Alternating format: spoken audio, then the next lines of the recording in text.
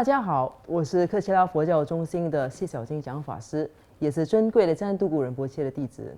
我原本是一所中医学院的西医学讲师，在朋友的介绍下认识了克切拉佛教中心。从2009年开始兼职在克切拉媒体出版社当翻译和中文编辑，没想到从此就走入佛法的殿堂。目前我已经是一名全职佛法工作者。许多人也许会认为学佛的生活肯定无风无浪，内心必然也是十分平静的。然而事实并不然。如果你是一位真正的佛法修行者，那你必然也会知道，单就从佛教所强调的放下执着这一点，在实践的过程中就已经足以在我们的心中掀起滔天巨浪了。为什么说学习放下执着会在我们的心中掀起巨浪？那些让我们的心情起伏不定的究竟是什么？我们又该如何面对这种波动？说到这里，我想该是我为大家介绍今天的主题的时候了。今天我想为大家介绍的是多杰雄登护法筹供中的补过筹供。由于我的其他同修们已经在另一些视频里详细介绍了多杰雄登护法和他的修持法，我在这里也就不再重复，而会专注讨论多杰雄登筹供中补过筹供的作用，以及他的修持和观想方法。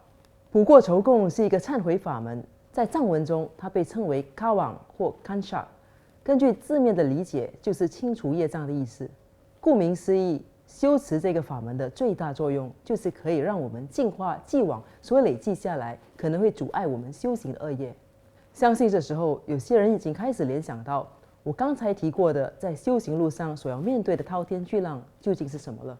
说得白了，这跟重力的原理是一样的。在物质世界中，当一个物体的重量越重，往下拉的力量自然也就越大。我们若想要将一个很重的物体提上来，所要对抗的重量自然就很大，也要耗费很多的精力。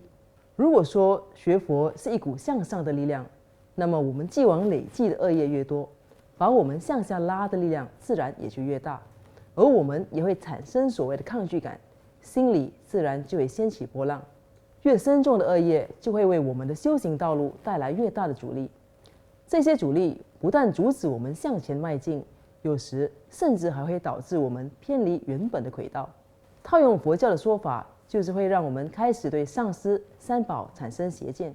由于既往累积下来的习气，我们有时候单凭个人的微弱意志来对抗它是不足够的，我们必须依靠一些强而有力的方法给予我们辅助。这时候协助我们消除内外障碍和为我们制造修行顺缘的护法修持就扮演了很重要的角色。而在护法修持中，补过筹供更是特别针对这一点而设。相信不少初次接触多杰雄登护法修持的人都会被补过筹供中的略显血腥的画面描述所惊吓。然而若不这样，这种修持法又怎能拥有足够的力量来净化我们的恶业呢？当阻碍我们修行的业障越重，我们需要用来对治它的修持方法必然也就必须越强烈和有效。为了让大家能进一步的了解，我接下来将会跟大家介绍补过筹供中的观想法。在念诵补过筹供文的时候，我们首先将导致众生在娑婆中不断轮回的贪嗔痴三毒和恶业观想为一个巨大无比的男性或女性躯体。我们也可以将这个人形物体观想为自己的三毒和恶业的化现。接着我们观想由金刚瑜伽母化现的空行母，手持一把月刀，将这个人形物体剖开，再逐渐将体内的器官一一掏空。空行母首先将这个人形物体中流出来的鲜血装在一个大碗中，然后再将这个人的眼、耳、鼻、舌、心切除，整齐地放在由头盖骨制成的碗内，作为外表诡异的花供。接着空行母把这个人全身的骨头取出，堆成焚香。至于这个人身上的脂肪则被装入碗中作为燃料，再将头发卷成灯芯燃烧，作为灯供。其余的体液如尿液和胆汁等则被装入另一个碗内作为涂香，而身上的肉则被一块块的切下来，与青稞粉混匀后作为食物供养。最后空行母会取出这个人的大腿骨，清理干净后作为一种乐器，并开始吹奏。这时候空行母就代替我们将这一排由人体制成的可怖贡品供养给多杰雄登护法。这种观想法乍听之下不仅可怕，还很污秽和血腥。然而，这正显示了证悟者的慈悲和善巧。众生的三毒和恶业并没有具体的形状，在这个观想法中，将恶业和三毒化为人形的目的，其实是为了方便我们做观想。那为什么要将这些污秽的东西供养给多杰雄登护法呢？那岂不是对护法不敬吗？事实上，事物本身并没有干净或污秽的分别，这只是我们的我执和分别心所延伸出来的观念。证悟者并不拥有众生的我执或分别心，只要我们真心诚意的献上供养，他并不会将这些贡品视为肮脏或不敬的表现。此外，出于慈悲，在献上供养的时候，证悟者已将这些由我们的恶业化现出来的污秽贡品全化为甘露。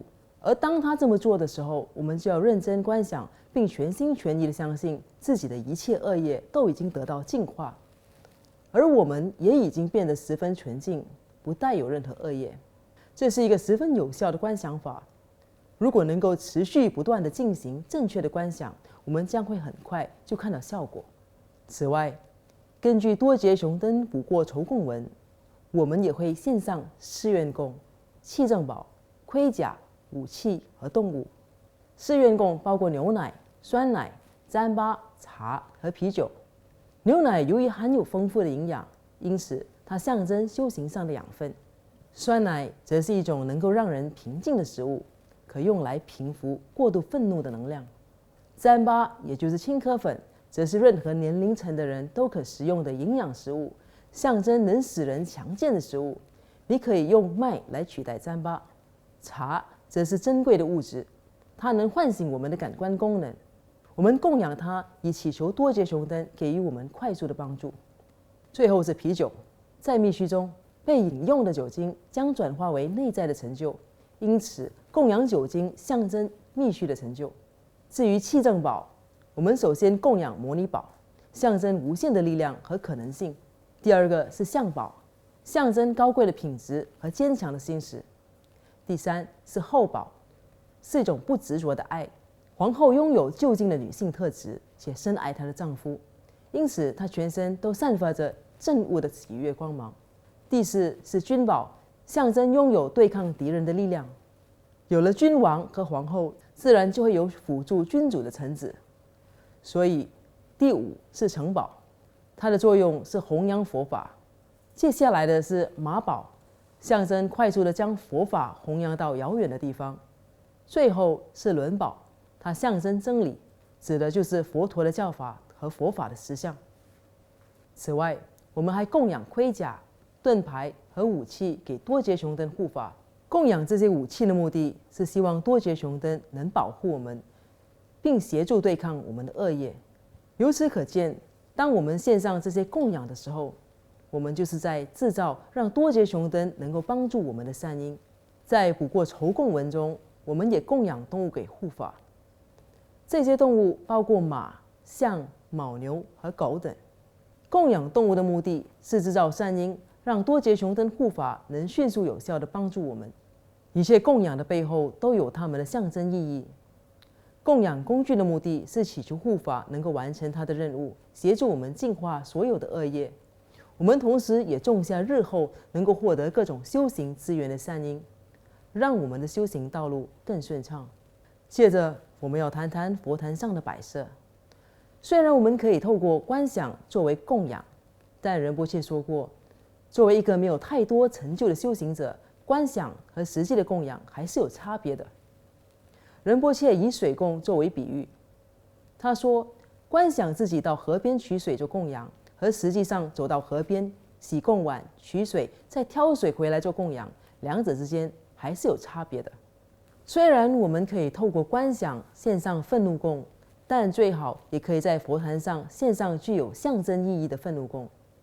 它们分别是一碗茶，象征鲜血；一朵愤怒花，象征感觉器官；几支交叉的香，象征燃烧的骨头；一碗灯供，象征人体的脂肪；一碗啤酒，象征胆汁、尿液和其他体液；一个红色的愤怒夺马，象征人肉，以及一个海螺，象征大腿骨制成的笛子。在解释了观想和佛坛的摆设之后，大家也许会问，究竟是什么人才有资格投入这项修持呢？事实上，任何人都可以在每天的护法酬供中加入补过酬供这部分。我们首先念诵皈依文，接着念诵四无量心。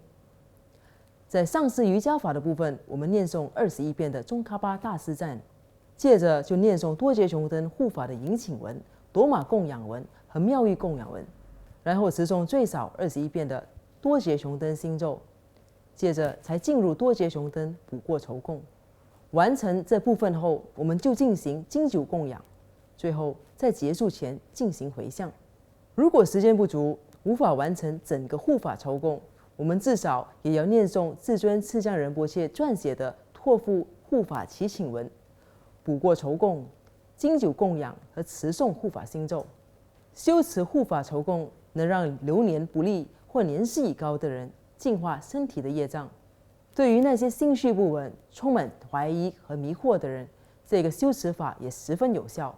在这种情况下，仁波切建议我们每天至少念诵7次补过酬供文。